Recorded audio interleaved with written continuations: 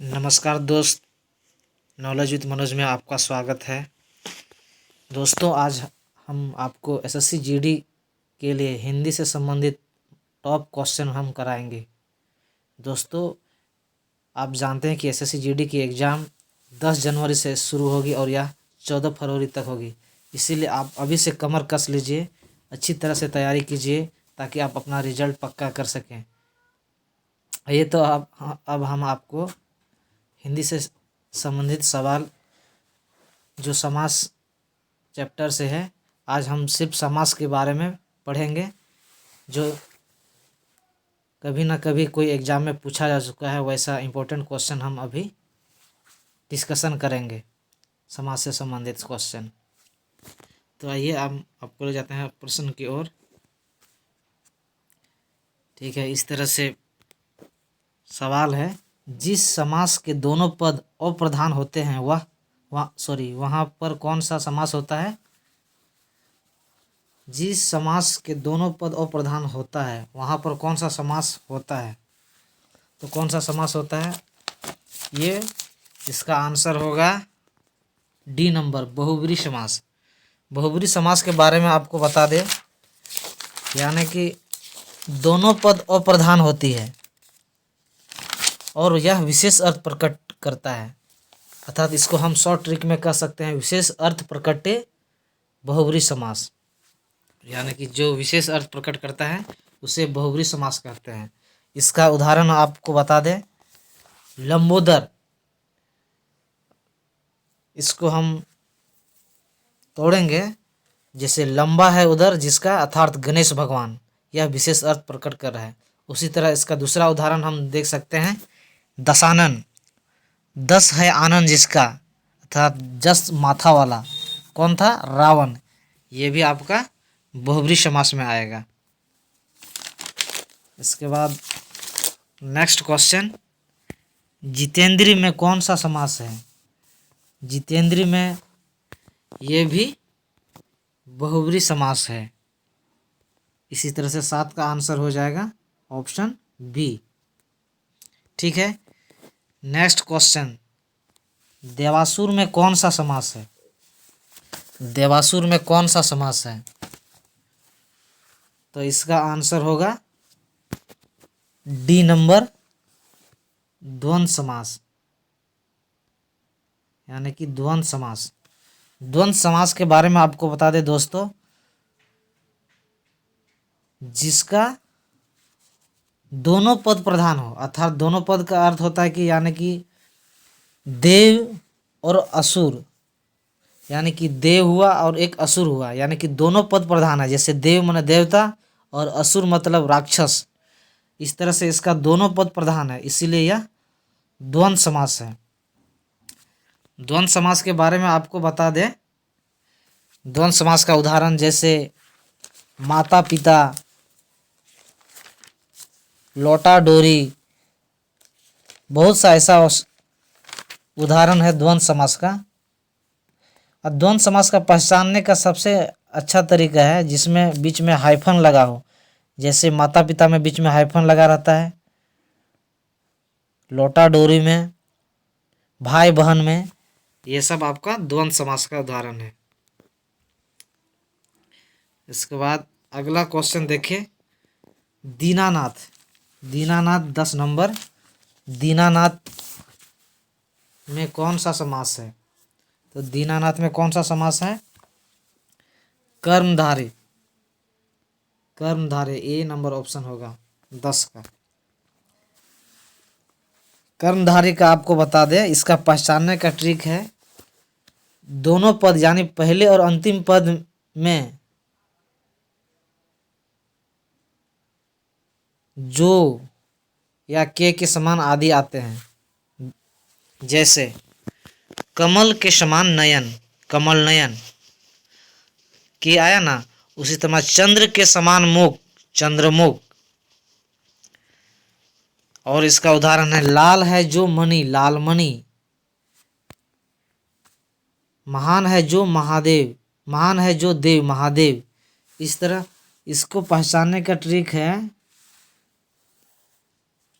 कर्मधारय का, दोनों पद यानी पहले और अंतिम पद में जो यानी के समान आदि आता है।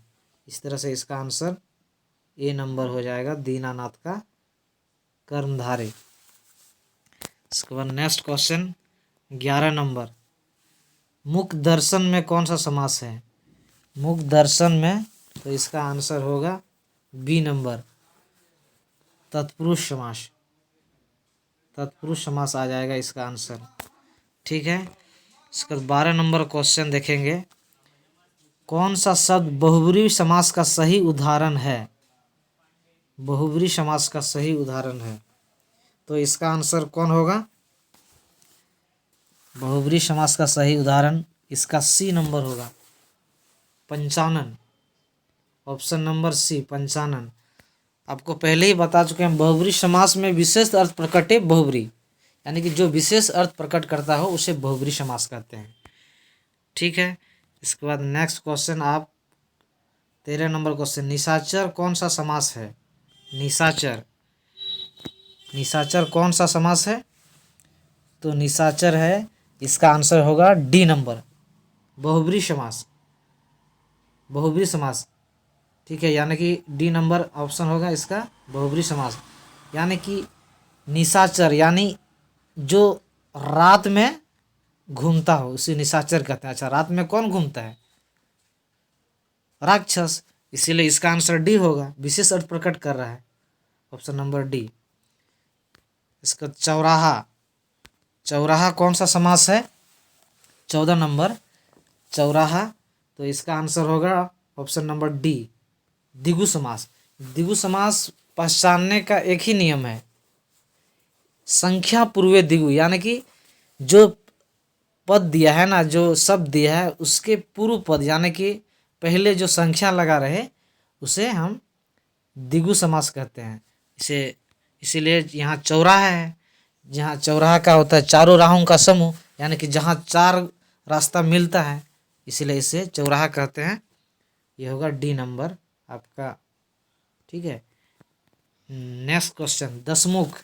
दसमुख में कौन सा समास है?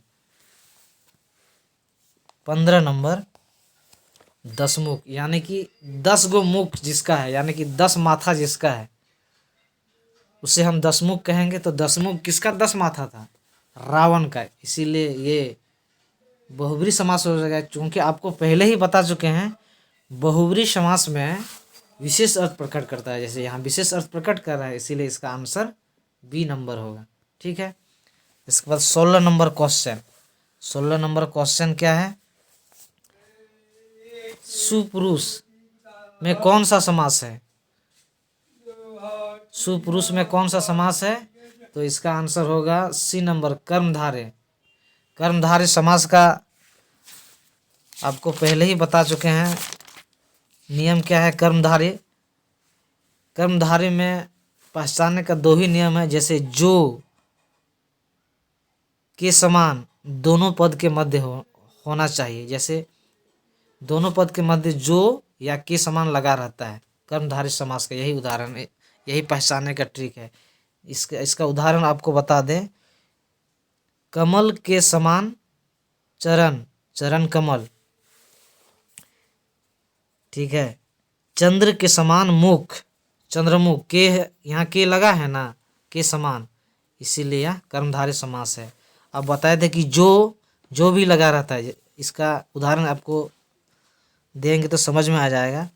जैसे नीला है जो कंठ, नीलकंठ, यहाँ जो लगा है ना, इसीलिए यह कर्मधारय समास का उदाहरण है। ठीक है, अगला क्वेश्चन 17 नंबर, विशेषण और विशेष्य के योग से कौन सा समास बनता है? 17 का आंसर होगा, यानी कि विशेषण और विशेष्य को जोड़ेंगे तो कौन सा समास बनता है? तो इसका आंसर होगा सी नंबर, कर्मधारय समास, कर्मधारय समास। ठीक है, 18 नंबर, निम्नलिखित में से किस शब्द में द्विगु समास है, उस शब्द का चयन कीजिए। द्विगु समास, द्विगु समास आपको क्या बताए थे, इसको पहचानने का ट्रिक, संख्या पूर्वे द्विगु, यानी कि जिस शब्द से पहले संख्या हो, अर्थात सप्ताह, यानी कि 7 दिन होता है, इसीलिए इसका आंसर होगा सी नंबर सप्ताह, इसमें संख्या का इंडिकेट कर रहा है। 19 नंबर, किस समास के दोनों शब्दों में समानाधिकरण होने पर कर्मधारय समास होता है? यानी कि दोनों शब्दों के समानाधिकरण होने पर कर्मधारय समास बनता है। 19 का आंसर होगा ए नंबर, तत्पुरुष समास। ठीक है, इसके बाद अगला 20 नंबर, किसमें सही समासिक पद है? इसका आंसर होगा बी नंबर, 20 का आंसर बी नंबर, दिवारात्रि। दिवारात्रि में सही समासिक पद है। ठीक है, अगला क्वेश्चन 21 में, द्विगु समास का उदाहरण कौन सा है? त्रिभुवन, यानी कि उसका ऑप्शन 21 का डी होगा। ठीक है, इसके बाद अगला क्वेश्चन, इनमें से द्वंद्व समास का उदाहरण। द्वंद्व समास आपको बताए थे, द्वंद्व समास पहचानने का दो ही, यानी कि दोनों पद प्रधान हो और बीच में हाइफन लगा हो। जैसे अगर दोनों पद प्रधान नहीं है तो हम उसका दूसरा पहचानने का तरीका है कि बीच में हाइफन, जैसे यहाँ बीच में हाइफन लगा है ना, रुपया पैसा, तो इसी तरह से इसका आंसर डी नंबर होगा, रुपया पैसा। अगला क्वेश्चन 22 नंबर, इसका अब 23 नंबर। ठीक है, अव्ययभाव समास का एक उदाहरण यथाशक्ति का सही विग्रह क्या होगा? यानी कि इसको सही विग्रह करना है, तो इसका आंसर डी नंबर होगा, 23 का सी नंबर होगा, सॉरी सी नंबर होगा, शक्ति के अनुसार। ठीक है, 23 का सी नंबर। इसका नेक्स्ट क्वेश्चन, पाप पुण्य में कौन सा समास है? 24 का बी नंबर होगा, आपको पहले ही बताए थे, जिसमें हाइफन लगा हो वो द्वंद्व समास का उदाहरण है। ठीक है, इसका 25 नंबर, 25 नंबर में क्वेश्चन क्या है? लंबोदर में कौन सा समास है? लंबोदर आपको बताए थे ना, विशेष अर्थ प्रकटे बहुब्रीहि समास, जैसे जिसका उदर लंबा हो। किसका उदर लंबा है? गणेश भगवान, इसीलिए इसका आंसर होगा 25 का आपका डी नंबर, बहुब्रीहि समास। ठीक है, नेक्स्ट क्वेश्चन, देश प्रेम में कौन सा समास है? देश प्रेम, 26 नंबर क्वेश्चन, 26 का आंसर होगा, 26 का आंसर होगा बी नंबर, तत्पुरुष समास। ठीक है, 26 का बी नंबर होगा, तत्पुरुष समास। ठीक है, नेक्स्ट क्वेश्चन, परमेश्वर में कौन सा समास है? 27 का कौन सा आंसर होगा? द्विगु होगा, कर्मधारय होगा, तत्पुरुष होगा, अव्ययभाव। आप बताइए वीडियो पॉज करके क्या आंसर होगा? परमेश्वर में कौन सा समास है? तो इसका आंसर होगा कर्मधारय। ठीक है, फिर आप बताइए 28 नंबर, अनायास में कौन सा समास है? तो अनायास में कौन सा समास है? तो अनायास में नंज समास का उदाहरण है, ए नंबर। ठीक है, 29 नंबर, गौशाला में कौन सा समास है? 29 नंबर, गौशाला आपको बताए थे ना, गौशाला में कौन सा समास है बताइए? 29 का ए नंबर, तत्पुरुष, तत्पुरुष प्रास, यानी कि गो के लिए शाला, यानी कि गाय के लिए घर, तो इसका आंसर होगा ए नंबर, तत्पुरुष समास। ठीक है, आपको बताया तो एक ट्रिक है तत्पुरुष समास में, है कि को, के लिए, से, का, के, की, ये सब लुप्त हो जाते। जैसे आपको बताया गौशाला, गो के लिए शाला, यानी के लिए यहाँ लुप्त हो गया। इस तरह तत्पुरुष समास पहचानने का ट्रिक है। ठीक है, अब 30 नंबर, नवग्रह में कौन सा समास है? नवग्रह में कौन सा समास है? तो आपको तो पहले ही बताए थे, संख्या पूर्वे द्विगु, यहाँ 9 गो ग्रह हो, है ना, 9 ग्रह, इसीलिए इसका आंसर होगा द्विगु। ठीक है, विद्यार्थी में कौन सा समास है? 31 नंबर का आंसर बताइए, 31 का क्या होगा? ए होगा, तत्पुरुष समास। ठीक है, कन्यादान में कौन सा समास है? 32 का बी नंबर, कन्यादान, ये भी तत्पुरुष समास का उदाहरण है। ठीक है, सागपात, आपको बताए थे जिस पे हाइफन लगा हो वो द्वंद्व समास होगा, या विशेष या दोनों पद प्रधान हो, विशेष अर्थ नहीं, दोनों पद प्रधान हो या हाइफन लगा हो, ये कौन सा समास का उदाहरण है? द्वंद्व समास का उदाहरण है। ठीक है। नीलकमल में कौन सा समास? नीलकमल, नीला है जिस जो कमल, तो ये होगा आपका 34 का कौन सा आंसर होगा? 34 का सी नंबर होगा, कर्मधारय समास। ठीक है। चतुर्भुज में कौन सा समास है? 35 का बी नंबर आपका होगा ना, चतुर्भुज। यानी कि यहाँ अगर द्विगु समास रहता तो द्विगु होता, लेकिन चतुर्भुज जिसका 4 भुजा हो वैसा कोई भगवान होगा, विशेष अर्थ प्रकट कर रहा है, इसीलिए ये बहुब्रीहि समास होगा, 35 का बी नंबर। ठीक है। भाई बहन, फिर आपको बताए थे हाइफन लगा हो तो द्वंद्व समास होगा, 36 का ए। ठीक है। वनवास, वन में जो वास करता हो, 37 का ए नंबर होगा। ठीक है। तत्पुरुष समास। पंचवटी में कौन सा समास है? 38 का आपको बताए थे, 38 का बी नंबर होगा, बहुब्रीहि समास। ठीक है। पीताम्बर, पीला है जो अंबर, 39 का ए नंबर होगा, ये भी बहुब्रीहि समास। ठीक है। नरोत्तम में कौन सा समास है? 40 का आंसर बी नंबर, नरों में जो उत्तम हो, तत्पुरुष समास। दोस्तों, और आपको ये बता दे, एसएससी जीडी अभी ज़्यादा दिन नहीं है, 1 महीना बचा है मात्र आपका एग्जाम के लिए।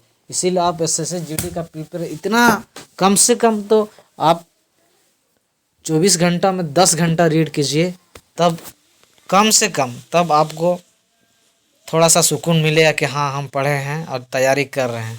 इसीलिए आपसे यही हम सलाह देंगे, कम से कम 10 घंटा पढ़ाइए।